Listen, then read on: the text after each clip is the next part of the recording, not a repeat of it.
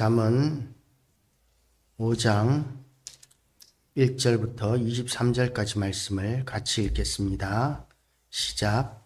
내 아들아, 내 지혜에 주의하며 내 명철에 내 귀를 기울여서 근신을 지키며 내 입술로 지식을 지키도록 하라.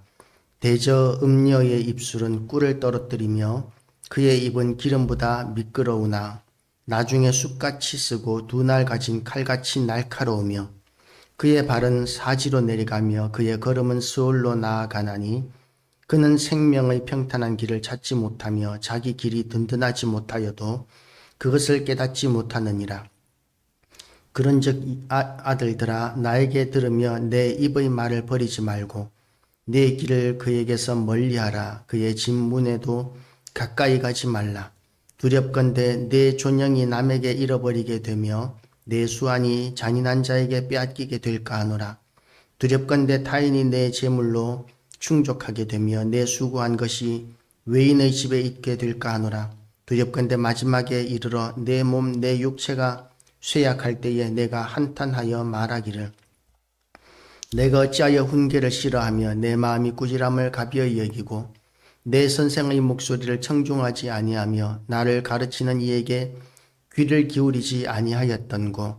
많은 무리들이 모인 중에서 큰 악에 빠지게 되었노라 하게 될까 염려하노라. 너는 내 우물에서 물을 마시며 내 샘에서 흐르는 물을 마시라. 어찌하여 내 샘물을 집 밖으로 넘치게 하며 내 도랑물을 거리로 흘러가게 하겠느냐. 그 물이 내게만 있게 하고 타인과 더불어 그것을 나누지 말라. 내 샘으로 복되게 하라. 내가 젊어서 취한 아내를 즐거워하라. 그는 사랑스러운 암사슴 같고 아름다운 암노루 같으니 너는 그의 품을 항상 족하게 여기며 그의 사랑을 항상 연무하라. 내 아들아, 어찌하여 음녀를 연무하겠으며 어찌하여 이방 계집의 가슴을 안겠느냐. 대저 사람의 길은 여호와의 눈앞에 있나니 그가 그 사람의 모든 길을 평탄하게 하시느니라. 악인은 자기의 악에 걸리며 그 죄의 줄에 매이나니 그는 훈계를 받지 아니함으로 말미암아 죽겠고 심히 미련함으로 말미암아 혼미하게 되느니라. 아멘. 기도하시겠습니다. 하나님 아버지, 오늘도 하나님의 은혜 가운데 우리가 첫 시간 주님 존전에 나왔습니다. 하나님 아버지, 이 시간도 하나님께서 우리 모든 심령들을 붙들어 주시고 인도하여 주시고 우리에게 임재하셔서 하나님의 선하시고 기뻐하시고 온전하신 뜻을 분별하게 하여 주시옵시며 또한 하나님의 그 은혜로 인하여 우리가 이 악한 세상 가운데서도 하나님이 거룩하심과 같이 우리도 거룩함을 유지할 수 있도록 날마다 우리를 지키시고 보호하시고 인도하여 주시옵소서. 그래서 하나님과 우리 사이에 결단코 가리워진 것이 없게 하여 주시옵시고 하나님 아버지, 하나님의 크신 은혜로 말미암아 우리가 이 악한 세상 가운데서도 우리가 싸워야 하는 모든 영적 싸움에서 싸워 이기게 하여 주시옵소서.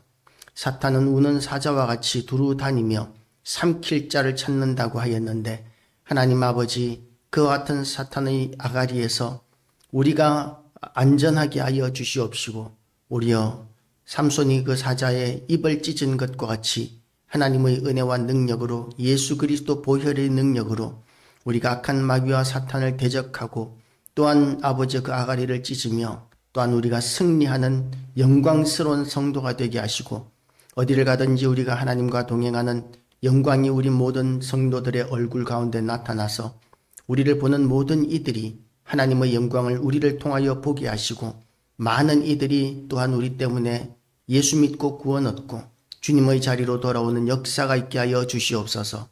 오늘도 하나님께서 우리를 통하여 온전한 예배를 받아 주시옵시고 우리의 모든 삶이 오늘 하루 종일이 전부 다 모든 시간들이 하나님 앞에 드려지는 거룩한 산제사가 되게 하여 주시옵소서. 감사드리오며 예수 그리스도 이름으로 기도드리옵나이다. 아멘.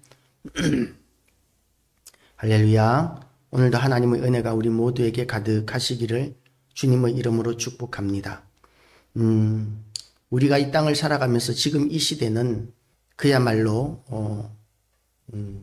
음행을 권장하는 시대라고 이렇게 성적인 자유를 누리는 것을 권장하는 시대라고 할 수 있을 정도로 성적인 그런 방탕함이 충만한 시대가 되었습니다. 지금 이 시대와 같은 이런 음탕함, 이런 성적인 부분에서의 자유로움이 소돔과 고모라 보다도 심하지 않을까 싶을 정도로 지금 이 시대는 너무나 타락하고 음란한, 사람이 상상할 수 있는 모든 것들을 다 그렇게 누려도 되는 것처럼 권장하는 시대를 우리는 살고 있습니다. 그래서 많은 가정들이 이렇게 성적인 탈선으로 말미암아 깨어지고 무너지고, 그리고 이제 별도의 그런 불륜의 관계들을 계속 유지하는 그런 상황을 우리가 보게 됩니다. 우리나라 이혼율이 얼마나 높아졌는지 모릅니다. 그리고 또한 우리나라의 이런 낙태, 이 낙태가 지금 우리나라의 신생아 출산수가 너무나 줄어서 세계적으로 이렇게 너무나 부족한, 인구가 급격히 감소하고 있는 나라라고 이렇게 이야기하고 있지만, 사실상 엄청나게 많은 아이들이 불순한 관계로 말미암아서 이렇게 낙태되고 있는 나라이기도 합니다. 그래서 이런 낙태의 문제가 왜 일어나느냐, 성적인 자유를 얼마든지 누릴 수 있기 때문에 결혼을 이제 하지 않고 독신주의가 많이 늘어나게 되고, 독신주의를 한다고 해서 성적인 자유를 누리지 않는 것이 아니라 성적으로 방탕한 삶을 사는 것이죠. 나는 혼자 살 것이기 때문에 얼마든지 그런 자유로운 성적인 삶을 누릴 수 있어 라고 이렇게 생각하는 사람들이 많아지게 되는 것입니다. 교회 안에서도 이런 부분들이 얼마나 많은지 언젠가 범죄 통계를 보니까 교회 안에서의 범죄율은 믿지 않는 자들에 비하여 반 정도밖에 안 됩니다. 반도 안 되는 예수 믿는 사람들이 그래도 완전히 다 거룩하지는 않지만 교회 안에서 그래도 범죄율이 떨어지는 것은 세상에 비해서는 거룩한 이유가 믿음이 있기 때문이죠. 그런데 세상과 비슷한 수준의 것이 있는데 그게 뭐냐 하면 성적인 부분입니다. 교회 안에서도 이렇게 하나님의 말씀을 우리가 선포하고 하는데도 불구하고 성적인 부분에 있어서는 교회 안에서 너무나 많은 탈선들이 일어나고 있는 것이죠. 그래서 믿는 사람이나 믿지 않는 사람이나 거의 비슷한 수준의 성적인 타락의 수준을 우리가 보게 됩니다. 이런 정말 우리가 이런 부분에 있어서는 회개해야 합니다. 하나님은 거룩하시고 우리에게 거룩하라고 말씀하셨는데 세상의 기준은 그것을 성적인 자유를 누리라고 말하고 간통죄도 없어졌지만 그럼에도 불구하고 하나님께서는 이 음행에 대하여 얼마나 진노하시는지 모릅니다. 성경에 보면 이 음행이 거의 모든 경우에 우상 숭배와 따라가게 됩니다. 우상이 주장하는 것은 뭐냐 하면 나만 믿으면 너희가 마음대로 성적인 타락을 즐기고 하고 싶은 거 다 해. 하나님을 믿지 말고 나만 섬기면 돼. 그러면 내가 복을 줄 거야 하는 그런 거짓말로 미혹하는 것이 우상입니다. 그렇기 때문에 이 우상으로 우상 숭배와 딱 붙어가는 것이 음행이기 때문에 우리가 음행은 하나님 앞에서 우상 숭배하는 것과 같은 범죄라는 것을 우리가 인식해야 합니다.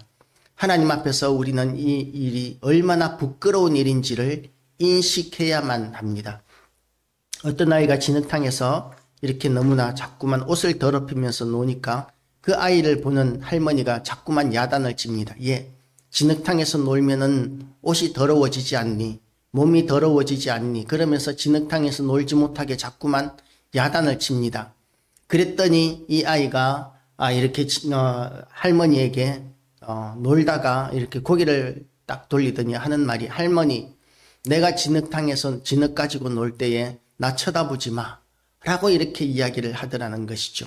우리가 이렇게 세상 가운데서 음행을 하고 또한 이렇게 탈선된 삶을 살아갈 때에 우리는 혹시 하나님께서 이 시간만큼은, 이 순간만큼은 고개를 돌릴 것이라고 착각하지는 않습니까? 하나님 앞에 하나님 이 순간만큼은 고개를 돌리십시오 라고 이렇게 요구하고 있지는 않습니까? 얼마나 신성 불가침적인 신성 모독적인 그런 말인지 모릅니다. 그런 얼마나 타락된 태도인지 모릅니다. 하나님께서 고개를 돌리시면 그러면 우리의 기도는 어떻게 되겠습니까? 우리의 기도는 응답되지 못하는 기도가 될 것이고 하나님의 은혜가 거두어져 가는 그런 수준이 성도가 될 것입니다. 우리는 하나님의 은혜 없이는 이 악한 세상을 잠시도 살아남을 수 없습니다. 세상 사람들과 똑같은 수준의 도덕을 윤리를 그렇게 유지하면서 우리가 하나님의 은혜를 누릴 수 있을 것이라고 생각해서는 안 됩니다. 우리는 하나님이 거룩하심과 같이 우리는 거룩해야 한다고 하나님께서는 상황과 상관없이 우리에게 말씀하셨습니다. 도덕은 시대 상황에 따라서 얼마든지 달라질 수 있습니다. 그러나 지나고 나서 보면 그런 인간의 기준들은 그것이 얼마나 잘못되었는지에 대해서 이제 인정하게 되는 것이죠. 그러나 하나님의 법은 영원 전부터 영원 후까지 완전합니다. 그것은 언제든지 진리입니다. 언제든지 진리이기 때문에 우리는 그 진리를 따라서 살지 않으면 그 대가를 지불할 각오를 해야 합니다. 오늘은 음녀의 유혹에 대한 이야기가 나옵니다. 그 음녀를 피하는 것이 지혜다라고 이렇게 이야기합니다.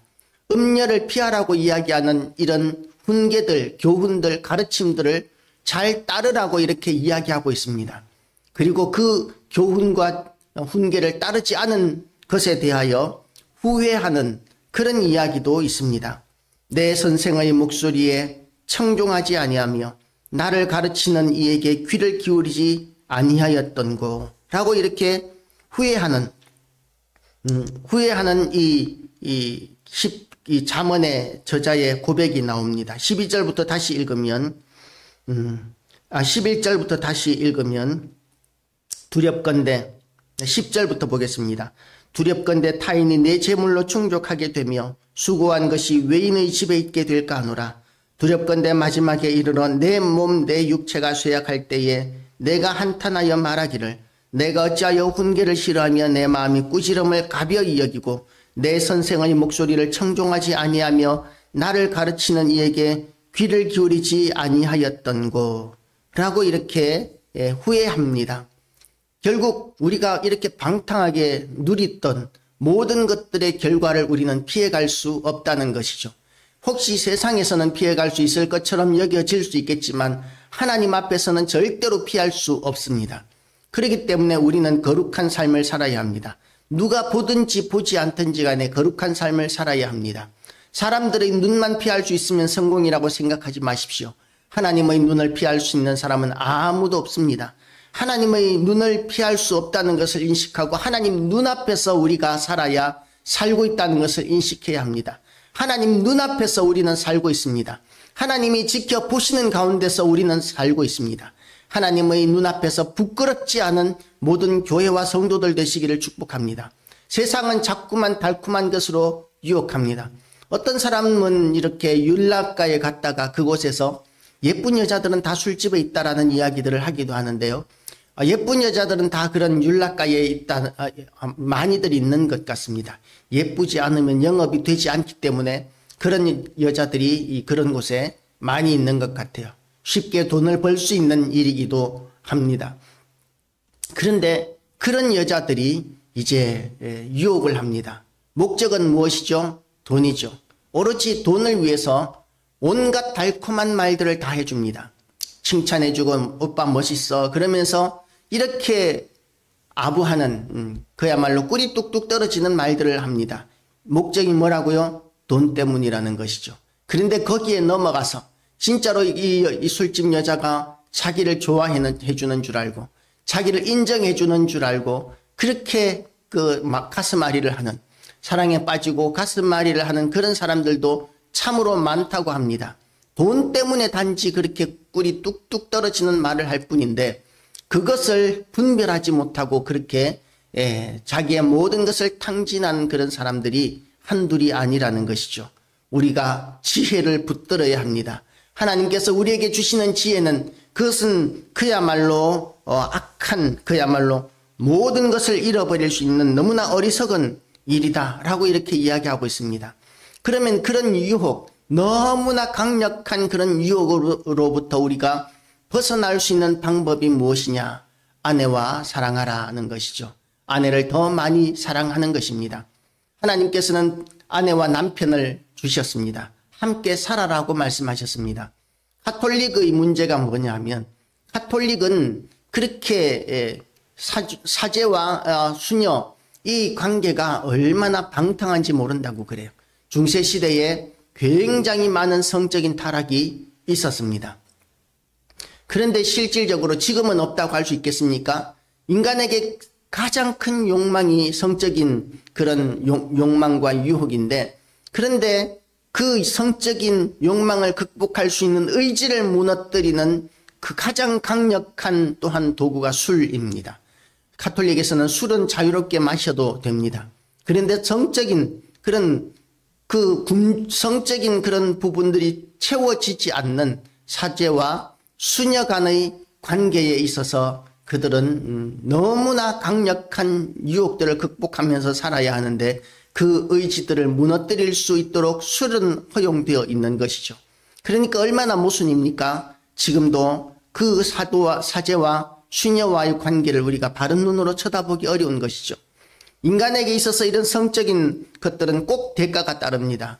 그것을 통해서 우리가 생명을 잃어버릴 수도 있고 재산을 잃어버릴 수도 있고 인생을 잃어버릴 수도 있습니다. 완전히 우리의 인생이 망가질 수도 있고 무너질 수도 있습니다. 단 한 번의 쾌락 때문에, 단 한 번의 그 욕망을 극복하지 못함으로 말미암아 우리는 그렇게 무너질 수 있습니다.